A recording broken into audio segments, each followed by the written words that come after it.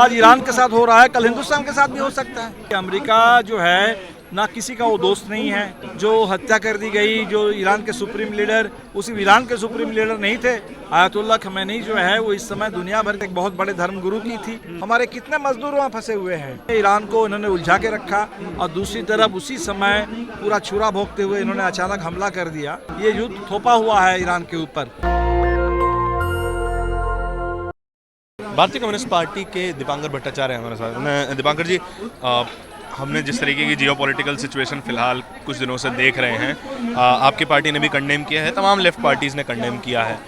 क्यों कंडेम करना ज़रूरी है कि अमेरिका की जो दादागिरी है, जो दुनिया भर में अपना लठ चलाना चाहता है जो व्यक्ति, उसको कंडेम करना क्यों ज़रूरी है? ये बिल्कुल ज़रूरी है। जो आज ईरान के साथ हो रहा है, कल हिंदुस्तान के साथ भी हो सकता है। इस बात को अगर हम नहीं समझ पाएंगे कि अमेरिका जो है ना किसी का वो दोस्त नहीं है, तो आज कहीं जा कर के वेनेजुएला के राष्ट्रपति को वहाँ से उठा लेना, कहीं जा कर के किसी की हत्या कर देना। जो हत्या कर दी गई, जो ईरान के सुप्रीम लीडर, उसी ईरान के सुप्रीम लीडर नहीं थे, आयतुल्लाह खमैनी जो है वो इस समय दुनिया भर के शिया समुदाय के लिए उनकी हैसियत एक बहुत बड़े धर्म गुरु की थी।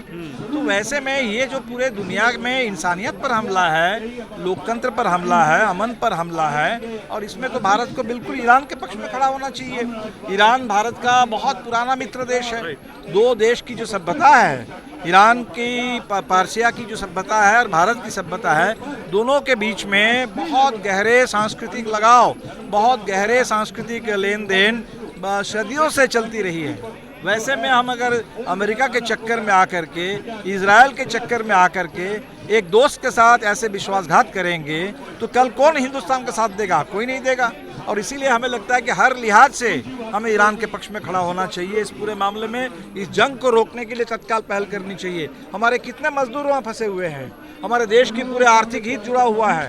तेल उधर उसी रास्ते से आता है और आज पूरे तेल की कीमत बढ़ने लगेगी तो हम इस देश में कहाँ रहेंगे तब? इसीलिए हर एंगल से देखिए इसको, चाहे हम भारत की इकोनॉमी की बात करें, भारत के मजदूरों की बात करें, ईरान के लोगों की बात करें, इस पूरे मिडिल ईस्टर्न रीजन की बात करें, क्योंकि ये धीरे धीरे एक रीजनल वॉर से वर्ल्ड वॉर की ओर दुनिया को धकेलने की कोशिश हो रही है। दीपांकर, आप कह रहे हैं कि भारत और ईरान एक समय बहुत अच्छे दोस्त हुआ करते थे, आज भी हैं। जो तमाम जो लोग वहाँ पर और भी देश हैं जो खुद को आइडेंटिटी के हिसाब से उसी आइडेंटिटी का मानते हैं, इस आइडेंटिटी का ईरान है, लेकिन वो तमाम देश अमेरिका का समर्थन करते हैं, ईरान का विरोध करते हैं। कई देश अभी देखिए अमेरिका के दबाव में, जाहिर सी बात है कि बहुत बड़ा अमेरिका के पास मिलिट्री पावर भी है, इकोनॉमिक पावर भी है, तो अमेरिका का दबाव में बहुत सारे छोटे छोटे देश आ जाते हैं। लेकिन हमें लगता है कि अगर आप देश के सरकारों को छोड़िए, आप जनता की बात करिए, जनता की अगर आप बात करेंगे तो मुझे मालूम है यहाँ तक ईरान के देश के अंदर बहुत सारे लोग इस सरकार से नाराज़ हैं। बहुत सारे लोग वर्षों से लड़ रहे हैं अपनी आज़ादी के लिए, महिलाएं लड़ रही हैं, हमारी पूरी हमदर्दी उनके साथ भी है। लेकिन वैसे लोग भी जो ईरान के अंदर बदलाव के लिए, लोकशाही के लिए, आज़ादी के लिए लड़ रहे हैं, वो भी बिल्कुल नहीं चाहते कि अमेरिका आकर के वहाँ दखल अंदाजी करें और उस देश में अमेरिका कोई पिट्ठू सरकार वहाँ थोप दे। इसीलिए हमें लगता है कि हर स्वाभिमानी ईरान के व्यक्ति हो या इस पूरे मिडिल ईस्ट के लोग हो, अगर लोगों की बात करिए तो लोग तो बिल्कुल इस जंग के खिलाफ है, सरकारें कुछ भी कह दे। खामेनेई का जो सबसे बड़ा क्रिटिसिज्म कहा जाता है, जो कि आपने मेंशन किया, वहाँ की महिलाएं लड़ रही हैं अपने अधिकारों के लिए, लेकिन पक्ष वही है कि हम किसी और को नहीं घुसने देंगे। क्या भारत को भी चिंतित होने की ज़रूरत है? क्योंकि भारत में भी कई सारी समस्याएं हैं जिसके लिए लोग लड़ रहे हैं, मजदूर वर्ग, मुस्लिम्स लड़ रहे हैं। क्या भारत को इस पूरी सिचुएशन को देख के चिंता? बिल्कुल, हमें लगता है ये तो बहुत बुनियादी प्रिंसिपल है कि दुनिया भर में इतने सारे देश हैं तो हर देश के आवाम का ही हक है, किसी दूसरे देश का ये हक बन ही नहीं सकता कि वो आकर के अपने मर्जी के हिसाब से किसी सरकार को बदल दे, किसी देश के वेनेजुएला के राष्ट्रप्रधान को किडनैप कर ले, इनके यहाँ हत्या कर दे। ये तो अमेरिका को ये इजाज़त बिल्कुल नहीं दी जा सकती है।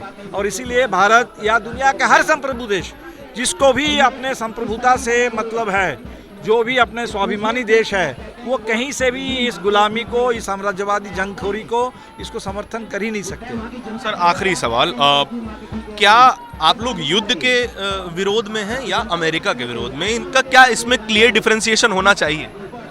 नहीं, हमें लगता है ये जो युद्ध है तो अमेरिका ने थोपा है। नहीं, किसी भी तरीके का युद्ध, जैसे यूक्रेन रशिया का युद्ध हो रहा है, अफगानिस्तान पाकिस्तान है, इस तरीके की स्थिति अभी है। बिल्कुल हमें लगता है कि हर युद्ध का अलग अलग संदर्भ भी होगा, Right. लेकिन यहाँ तो फिर अमेरिका ने युद्ध को थोपा है। और जिस समय शांति की बात हो रही थी, ईरान के साथ ओमान की मध्यस्थता में डिप्लोमेटिक पूरी बातें चल रही थी, Right. और एक तरफ बातचीत में ईरान को इन्होंने उलझा के रखा, और दूसरी तरफ उसी समय पूरा छुरा भोंकते हुए इन्होंने अचानक हमला कर दिया।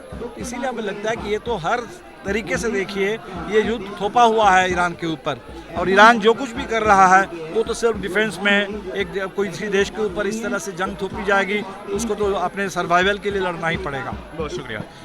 इस पूरी बातचीत के बारे में आपके क्या विचार हैं, कमेंट सेक्शन में बताइएगा जरूर। कैमरे के पीछे मेरे साथी तौहीद के साथ मैं धारण, बहुत बहुत शुक्रिया। दस्तक की आपसे गुजारिश है कि अगर इसको बचाना चाहते हैं तो नेशनल दस्तक को सब्सक्राइब करने के लिए रेड कलर के सब्सक्राइब बटन को दबाएं, फिर बेल आइकन की घंटी दबाएं। नेशनल दस्तक को बचाने के लिए बहुत जरूरी है कि हर खबर को शेयर करें, लाइक करें, कमेंट जरूर करें।